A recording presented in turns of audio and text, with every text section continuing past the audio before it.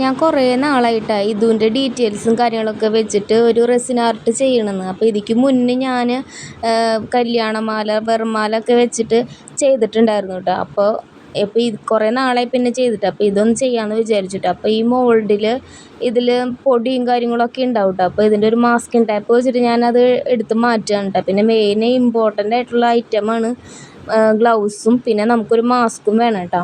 പിന്നെ ഇതുപോലെ ഒരു ട്രാൻസ്പെറൻ്റ് ആയിട്ടുള്ള ഒരു ഗ്ലാസ്സാണ് എടുത്തേക്കുന്നത്. ഇതാണ് ഏറ്റവും നല്ലത്. അപ്പോൾ നമുക്ക് മിക്സ് ചെയ്യുമ്പോൾ അതിലെന്തെങ്കിലും പൊടിയോ കാര്യങ്ങളൊക്കെ ഉണ്ടെങ്കിലും വേറെ എന്തെങ്കിലുമൊക്കെ ഉണ്ടെങ്കിൽ നമുക്ക് പെട്ടെന്ന് മനസ്സിലാക്കാനൊക്കെ പറ്റും കേട്ടോ. അപ്പോൾ ഇത് റെസിനാണ്. ഇതിൻ്റെ റേഷ്യോ വന്നിട്ട് 2:1 ആണ് കേട്ടോ. പിന്നെ ഇത് പിഗ്മെൻറ്റ്സ് ആണ്. ഇപ്പോൾ സീ ഗ്രീൻ എന്ന് പറഞ്ഞിട്ടൊരു പിഗ്മെൻ്റാണ് കേട്ടോ. അപ്പോൾ ഇതിലേക്ക് യൂസ് ചെയ്യുന്ന പിഗ്മെൻറ്റ് ഇതാണ് കേട്ടോ.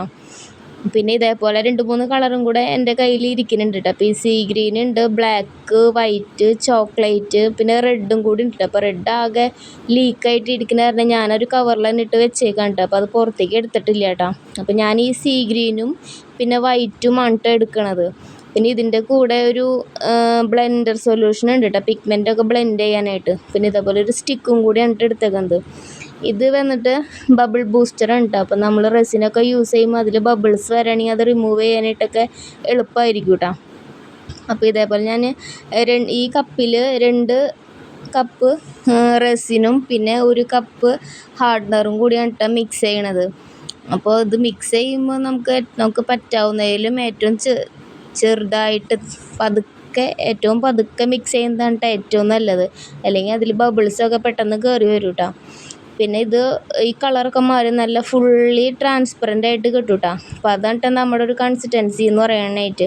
അപ്പോൾ അത് കഴിഞ്ഞ് കഴിഞ്ഞാൽ നമുക്കിഷ്ടമുള്ള കളറ് ഏതാണെന്ന് വെച്ച് കഴിഞ്ഞാൽ യൂസ് ചെയ്യാം കേട്ടോ. ഞാനിപ്പോൾ ഇവിടെ സീ ഗ്രീനും പിന്നെ വൈറ്റും ആണ് കേട്ടോ എടുത്തേക്കുന്നത്. അപ്പോൾ 2 കളർ എടുക്കണ കാരണം ആ റെസിൻ 2 ഗ്ലാസ്സിലേക്ക് ഞാൻ പകർത്തിയിട്ടുണ്ട് കേട്ടോ. അപ്പോൾ സീ ഗ്രീനും ഈ കളറാണ് കേട്ടോ വരുന്നത്. അപ്പോൾ അതിൽ കുറച്ച് വൈറ്റും കൂടെ മിക്സ് ചെയ്തിട്ട് ഈ ഒരു ബ്ലൂ കളറാണ് കേട്ടോ കിട്ടിയത്. അങ്ങനെ വൈറ്റും കൂടെ മിക്സാക്കി വെച്ചിട്ടുണ്ട് കേട്ടോ. പിന്നെ ഇത് മോൾഡിലേക്ക് ഒഴിക്കുകയാണ് കേട്ടോ. അപ്പോൾ മോൾഡിലേക്ക് ഒഴിക്കുമ്പോൾ നമ്മൾ പതുക്കെ തന്നെ ഒഴിക്കണം കേട്ടോ. ഇപ്പോൾ സ്പ്രേ ചെയ്തിട്ടുണ്ടെങ്കിലും നമ്മൾ ഇതിൽ ചെയ്യുമ്പോൾ നമ്മൾ ചെയ്യണതിനനുസരിച്ച് ബബിൾസും കാര്യങ്ങളൊക്കെ വരും കേട്ടോ. ബബിൾസ് ഇപ്പോൾ കാണുമ്പോൾ വലിയ കുഴപ്പം തോന്നിയില്ലെങ്കിലും അത് ഡ്രൈ ആയിട്ട് ഹാർഡായി കഴിയുമ്പോൾ നല്ലതായിട്ട് വിസിബിളാവും കേട്ടോ ബബിൾസും കാര്യങ്ങളൊക്കെ. അപ്പോൾ അത് ഇത്തിരി വൃത്തികേട് തന്നെയായിരിക്കും കേട്ടോ.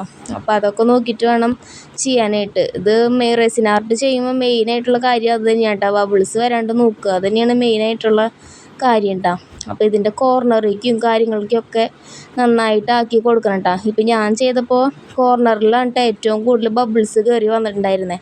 പിന്നെ അത് കഴിഞ്ഞപ്പോൾ അതിലത്തെ ബബിൾസ് കളഞ്ഞ് കഴിഞ്ഞിട്ട് പിന്നെ പതുക്കെ വൈറ്റ് ഒഴിച്ച് കൊടുത്തിട്ട് ഞാൻ താഴെയിട്ട് ഒരു സൈഡിൽ മാത്രം കുറച്ച് ഞാൻ വൈറ്റ് ഒഴിച്ച് കൊടുത്തോട്ടോ. പിന്നെ അതൊന്ന് പതുക്കെ ബ്ലെൻഡാക്കി കൊടുത്തിട്ടാണ് ഞാൻ സ്ട്രോയൊക്കെ വെച്ചിട്ടാണ് ഞാൻ പതുക്കെ ഊതിയിട്ടൊക്കെയാണ് കേട്ടോ ബ്ലെൻഡാക്കിയത്. അങ്ങനെ അതാക്കി വെച്ചു കേട്ടോ.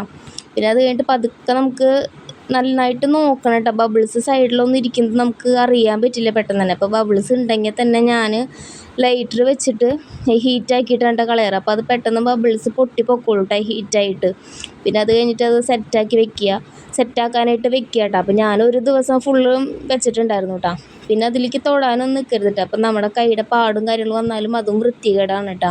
അപ്പോൾ അങ്ങനെ ഹാർഡായിട്ട് കിട്ടിയിട്ടുണ്ട്. അപ്പോൾ ഇതിൻ്റെ കുഞ്ഞിലത്തെ കുറച്ച് ഫോട്ടോസും പിന്നെ ഇതുപോലത്തെ ഐറ്റംസ് പൊക്കിൾക്കൊടി പിന്നെ പ്രഗ്നൻസി സ്റ്റിക്ക്, അവൾ ആദ്യമായിട്ട് യൂസ് ചെയ്ത അവളുടെ അരയിൽ കെട്ടിയ ചരട്, വള, അങ്ങനത്തെ ഐറ്റംസൊക്കെയാണ് കേട്ടോ ഞാൻ വെക്കുന്നത്. പിന്നെ അവളുടെ മെയിനായിട്ടുള്ള ഈ ഡീറ്റെയിൽസും കാര്യങ്ങളും അവളുടെ ഡേറ്റ് ഓഫ് ബർത്തും വെയ്റ്റും ഹൈറ്റും ബ്ലഡ് ഗ്രൂപ്പും ഒക്കെ അങ്ങനെ പ്രിൻ്റ് ചെയ്ത് എടുത്തിട്ടുണ്ടായിരുന്നു കേട്ടോ.